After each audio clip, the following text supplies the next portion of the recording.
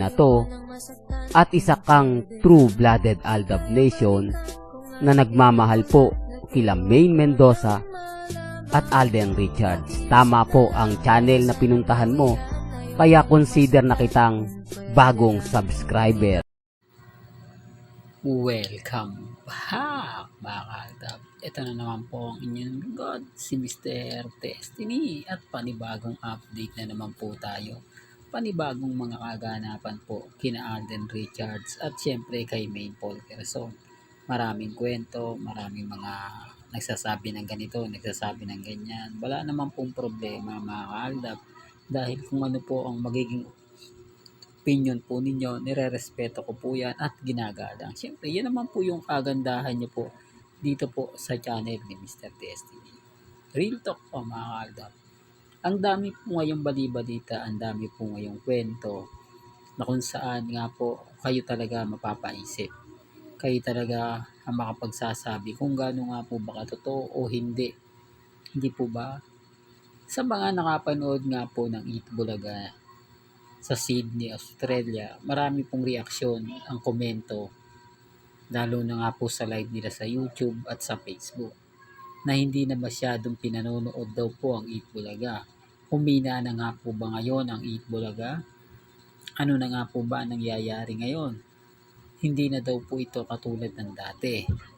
Napakalaki na nga po raw ng pinagbago. Hindi ito katulad ng dating kapag pumupunta ang Eat Bulaga ay sa airport pa lang inaabangan na. Yung tipong sobrang init ang pagtanggap ng mga tao. Yan ang sinasabi ko mga Aldab, na marami pa rin team abroad ang Aldab ang nagmamahal at sumusuporta po kila Mengay at Tisoy dahil nga po sa mga ginawa nila. Dahil nga po sa mga taong apektado sa nangyari sa Aldab. Ito yung isa sa rason naganti siguro ng mga tao na dahil nga po sa pinagagawa nila. Although sinasabi ng iba dahil issue daw po kay Tito Sen kaya hindi na raw tinatangkilik, issue kay Mengay kaya hindi na ganun kainit. Marami po kasing kwento ang lumalabas. Marami po kasi mga bagay-bagay na mapapaisip po talaga kayo. Hindi nyo alam kung ano na nga po ba talaga yung buong istorya at buong kwento. Pero sabi ko nga po sa inyo, iba pa rin po ang chemistry ni na Alden at ni Maine. Iba pa rin po ang pagmamahal at suporta na ibinibigay po kapag sina Alden at si Mengay. Kaya nga po sa Bibo, sila po yung pinagsasama. Bagamat maraming kumu-question, pero ang Bibo pa rin po masusunod. Ang Bibo pa rin po makapagsasabi. Real talk mga Aldab. Kaya nga po kita nyo, ako hindi po ako affected, hindi po ako nagpapadala sa mga sinasabi at pahayag po nila. Basta kapag nakakita ako ng update na talagang pabor at maganda, ramdam mo. Hindi po ba? Ramdam mo yung saya, ramdam mo yung sigla.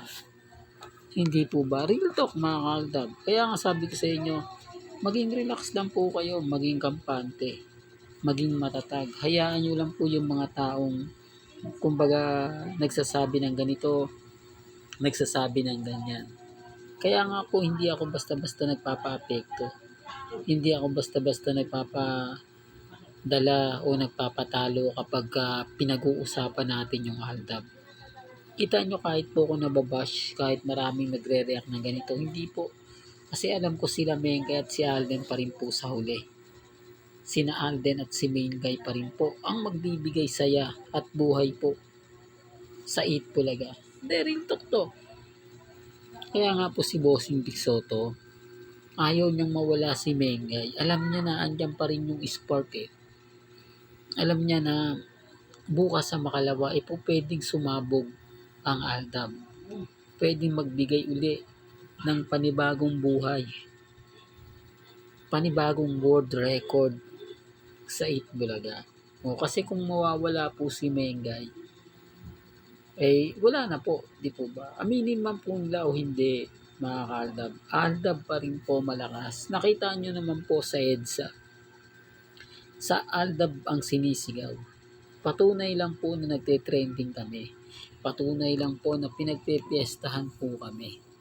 Kasi kung wala na po, bakit naman po magkiklik pa yon? Di po ba? Kung sa tingin nyo na, uy, naku, wala na, ano lang yan, papapampam lang yan. Di, tignan nyo po yung views. Tignan nyo yung mga taong tumatangkilik. Tignan nyo yung mga taong nagmamahal at sumusuporta. Halos lahat po yun, mga kaaldab, talagang makikita ninyo at maririnig at mauunawaan.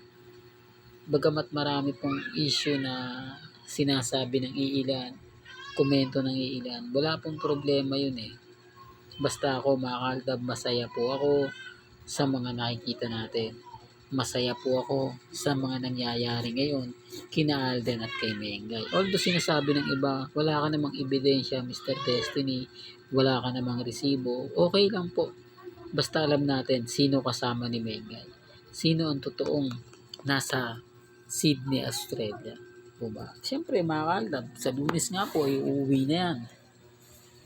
Pero hindi pa natin sure kung kailan yun. Hindi pa natin sure kung ano na nga po ba mangyayari. Sabi ko nga po sa inyo, okay lang po na wala si Mengay dito sa Pilipinas. Kahit papaano nababawasan yung stress niya. Kahit papaano hindi po siya nababash ng gusto sa social media. Kasi kung nandun siya, okay lang po. Dahil dito, pagdating dito, napakarami talaga mga pambabatikos. Lalo na po ngayon na nasimulan na o naisampa na yung kaso. Bukod pa po sa 50 million po pala yun eh. Kaya po pala ganun katindi ang galit ng mga taga Quezon City.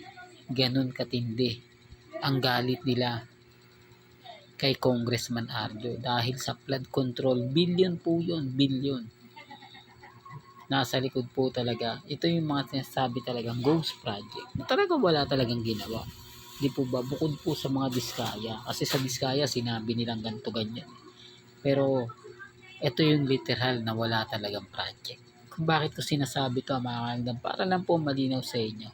Para lang klaro sa inyo. Para alam po ninyo ang mga nangyayari ngayon at nagaganap po sa social media.